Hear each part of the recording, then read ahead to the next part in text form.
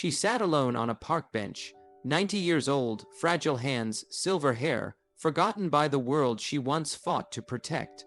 But what the men approaching her didn't know was that this quiet old woman held more courage in her silence than they'd ever known in their lives. They laughed at her, mocked her, called her weak, but when she reached into her bag and made one single phone call, everything changed. The ground didn't shake, but their world did, because in that moment, they didn't just pick on the wrong person, they awakened something they didn't understand. This isn't just a story about justice, it's a story about legacy, about quiet strength, and about what happens when the forgotten rise. Stay with me. What you're about to witness will leave you speechless. She sat alone on the park bench. Her hands were fragile, her shoulders slumped. Her silver hair swayed softly in the afternoon breeze. She looked like someone time had forgotten. Just another old woman in a world moving far too fast to notice. But what no one knew was that she had once worn the uniform of courage. She had once stood where few dared to stand. She was a warrior not in the movies, not in some faraway tale, but in real life. Her name was Eleanor Grace Simmons, 90 years old, a retired U.S. Army communications officer. A woman who served during the Korean War back when even freedom had a price, and every word sent over radio waves could mean life or death. She had been brave when the world was burning, and now, decades later, she came to this park every day, not to remember the past, but to find a piece of peace in a world that barely noticed her anymore. But that day, peace never came. 3 bikes roared into the silence, loud, reckless, and unapologetic. 3 men with black leather jackets and bad intentions. Tattoos snaked up their necks, and their laughter was sharp, the kind that echoes with disrespect. They spotted Eleanor sitting alone and made a decision they would soon regret. They didn't see a veteran. They didn't see the medals that quietly glimmered on her purse. They saw weakness, and they thought weakness was funny. "Hey, Grandma," one of them sneered as he parked his bike inches from the bench. "You forget where your nursing home is." The others burst out laughing, circling her like vultures pretending to be wolves. She didn't flinch. She didn't speak.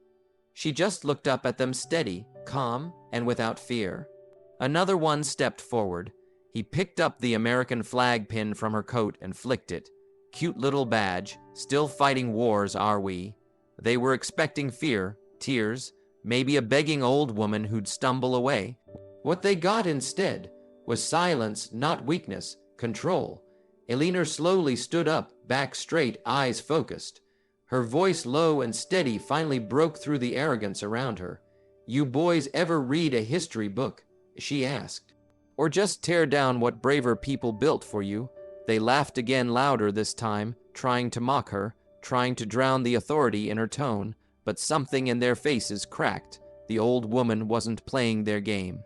One of them shoved her shoulder just a little. A test, a line crossed. Eleanor didn't stumble. She didn't fall. She just reached slowly into her purse and pulled out a phone. "You really want to do this?" she said calmly. "Aw, come on, lady," one of them said, laughing nervously. "What are you gonna do? Call 911. You think cops run for bingo night now?" She didn't respond. She didn't need to, because she wasn't dialing the police. She was calling someone else, and that's when everything changed.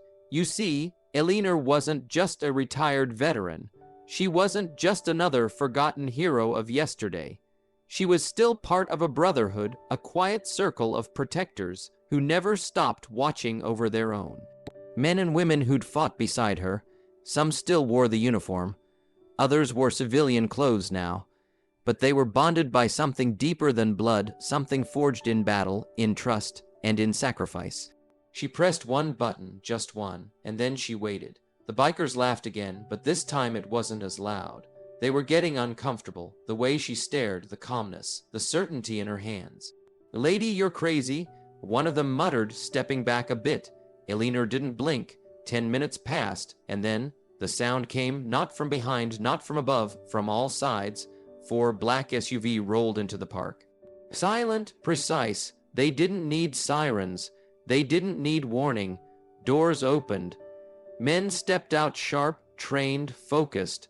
Some had service medals pinned on their vests. Others wore jackets with emblems of forgotten units, the kind civilians don't even know exist. These weren't just people. These were warriors who had bled for this country, and they weren't smiling. The laughter died. The biggest of them walked up to Elinor and gently put his hand on her shoulder. "Ma'am," he said with deep respect. "You okay?" She nodded slowly, never breaking eye contact with the bikers. The leader turned toward them. "You three made a mistake. One of the bikers tried to talk. We were just joking. Man, we didn't." But the warrior raised a hand, and the words froze in his throat. "You disrespected a soldier, a veteran, a woman who gave more to this nation than you'll ever understand. You didn't just pick the wrong person. You picked the wrong generation." No punches were thrown. No violence needed, just presence, just truth. The bikers backed away slowly, their cockiness drained. They weren't laughing now, they were trembling, and Elinor, she sat back down calmly, like nothing happened. But what did happen that day would echo across the internet, across towns, and across generations, because someone had recorded it. A teenager on a nearby bench had filmed the whole thing, the bullying, the phone call, the arrival, the silence, the shame. And within hours, that clip spread like wildfire. The teenager who filmed the entire scene hadn't planned on going viral. He was just sitting there, headphones in, half listening to music, half watching the world go by, when he saw three bikers begin circling a woman who looked older than time itself. Something in his gut said, "This doesn't feel right," so he hit record. He never expected what followed. By the time Elinor sat back down and the black SUV rolled away, the clip had already uploaded. A 2-minute, unfiltered window into a world where respect had been forgotten, and then fiercely restored. No flashy edits, no voiceover, just the raw, real footage of a woman who didn't flinch in the face of mockery, and the moment her silent call summoned something greater than fear, honor. Within 3 hours, the video hit 10,000 views. By nightfall, it crossed 2 million. People couldn't believe what they were watching.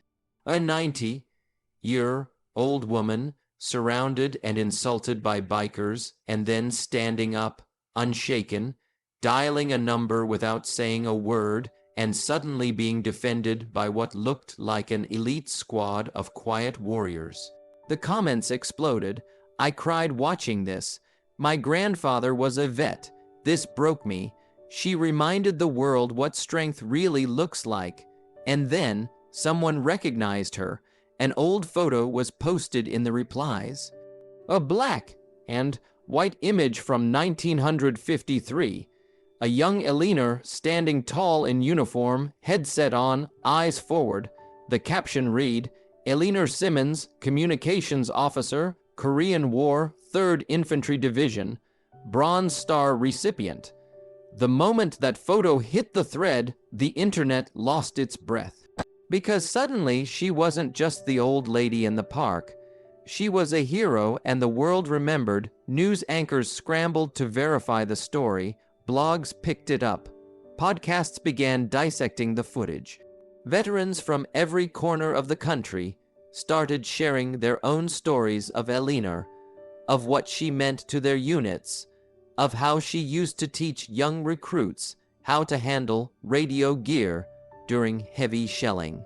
Some even shared personal messages. "She taught me how to stay calm under fire. Looks like she still has it." The media wanted interviews. Journalists wanted sound bites. But Elinor didn't speak. She turned them all away. Because she didn't do it for headlines. She didn't do it to trend. She made that phone call for one reason only, to remind those boys and everyone watching that no matter how old a warrior gets, their fight never truly leaves them.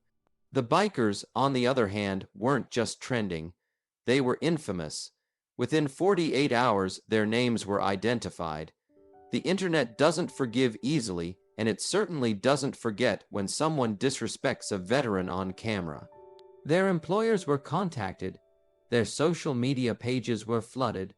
Friends started distancing themselves, but Elena never demanded revenge. She never even mentioned their names. When asked, she simply said, "They were foolish boys. Let them grow into better men." That line alone was quoted by senators, veterans, and even public speakers. It became a headline on its own. It was printed on posters. It became a TikTok trend. And suddenly, a whole generation that had forgotten what dignity looked like was learning it again from a woman who had nothing to prove. 1 week later, the mayor held a ceremony. It wasn't Eleanor's idea, in fact. She didn't even want to attend at first. But when she learned it wasn't just about her, that it was to honor every forgotten veteran who sat quietly in parks, carrying silent medals in their worn pockets, she agreed. She arrived in a modest coat. The same silver hair, the same quiet strength, but this time the world stood when she walked in. Hundreds of people, old veterans in wheelchairs, children waving flags, people who had driven hours just to say thank you. And then she saw them in the back row, the 3 bikers, standing in silence, heads low, eyes wet. They had come on their own, not forced, not for image, but for something more honest, remorse, and Eleanor, she did what only the strongest can do. She walked right up to them and forgave them. No cameras, no big speech, just a whisper that only they heard. "You didn't break me. You helped remind the world who I am." In the weeks that followed, her story didn't fade. It grew. Documentaries were pitched. Artists painted murals. One school even changed its curriculum to include her as part of a special unit on living legends of history. But Eleanor didn't chase any of it. She returned to her bench, her quiet park, her moments of stillness, because she didn't want fame. She had something more lasting, legacy. She wasn't just the woman who made one phone call. She became the woman who reignited a conversation about respect, about courage, about never underestimating the quiet ones, especially when they've fought wars the world has forgotten. So next time you pass an old veteran sitting alone, don't assume they're fragile. Don't assume they're helpless, because some of them, like Eleanor Grace Simmons, are built from steel and silence. And when you try to tear them down, they don't yell, they don't break, they simply make a call. And the world remembers who they are, but what the world didn't expect was that remembering her would ignite something greater. It began quietly, just like Eleanor herself.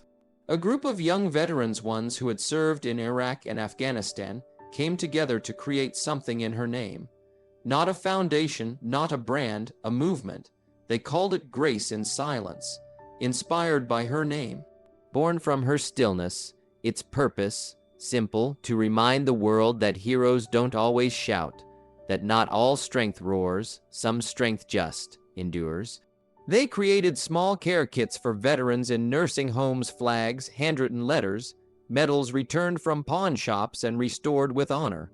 Young men and women across the country started visiting local parks, looking for someone sitting alone just in case they were overlooking a story like Eleanor's. Social media couldn't stop talking about it. What started as a video clip became a call to action, because Eleanor didn't just make a phone call that day.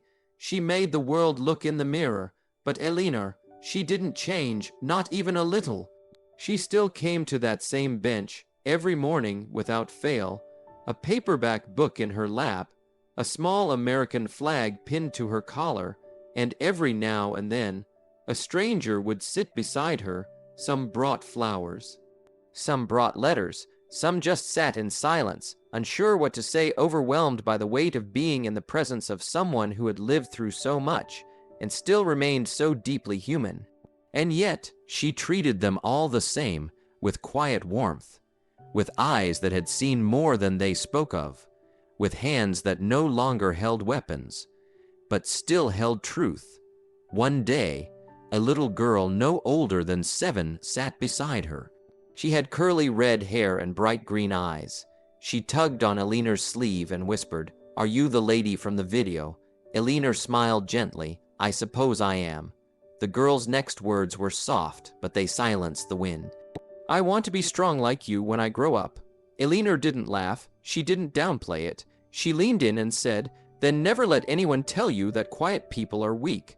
Sometimes the strongest voices are the ones that don't need to raise. Elsewhere, the three bikers had gone quiet. After being publicly shamed, they disappeared for a while, but Elinar's forgiveness had done something to them, something deeper than punishment could ever do. They volunteered quietly, privately at veteran shelters. One of them even started a local campaign teaching young men about respect and restraint. Not because anyone made them, but because someone forgave them. And when forgiveness comes from someone you tried to break, it becomes the very thing that breaks you, in the best way. Elinar never saw them again. She didn't need to, because for her, the moment she forgave them, the story was over. But for the world, the story was just beginning. Months passed. Elinar turned 91. A local news crew tried once again to capture her birthday. This time, she allowed one interview, just one. The reporter, young and visibly nervous, asked Ms. Simmons if you could say one thing to the younger generation watching. What would it be? She paused. Then she said, "Don't live to be noticed, live to be remembered." That single sentence lit up the internet again. It became a quote on graduation caps, a tattoo on a Marine's forearm, a mural in a high school hallway, painted above a row of lockers that once had more bullying than books inside them. That's what Elinar had become, not a viral sensation, but a living lesson in grace, in quiet strength, in the kind of power that doesn't scream, but never backs down. Then, one morning in early spring, she didn't come to the bench. People noticed. A teenager from the nearby school who always waved at her, a mother who walked her stroller past that spot daily, a cafe worker who brought her tea every Thursday morning. They waited, one day, then two. On the third day, a wreath appeared on the bench, and beneath it, a small card. It read, "In loving memory of Elinar Grace Simmons, a warrior in silence, a voice for the forgotten." She didn't need to shout, because her legacy did. She had passed away in her sleep, peacefully. Quietly, just like she had lived. The funeral was private, but the mourning was global. Veterans across the world held moments of silence. Schools held assemblies. Online, millions shared her story one more time. But no one mourned with bitterness, because Elinar hadn't left behind emptiness. She left behind a spark, and what happened to that park bench? It didn't stay empty, it was bronzed, her name engraved into the wood. A plaque installed beside it. Here sat a soldier who fought twice, once in war, and once to remind the world what courage really means. Today, that bench is visited by people of all ages. Some come to honor her. Some come to find strength. Some just come to sit and listen to the silence that once spoke louder than hate, louder than disrespect, louder than fear, and sometimes, if the breeze is just right, you can almost hear her voice again, whispering into the world, "You didn't break me. You reminded me who I still am." There's something powerful about the way a story ends. Some stories close with applause. Some end with fireworks, but the ones that never leave us end with silence so full of meaning, you can still feel it long after the world moves on. That's the kind of silence Elinar Grace Simmons left behind. Because she wasn't just a veteran, she wasn't just the woman on the bench. She became a reminder to all of us that time may wrinkle skin, but it does not wrinkle courage. That dignity doesn't wear out with age. That even when your voice grows faint, your values can still shake the ground. She reminded the world that real strength isn't loud.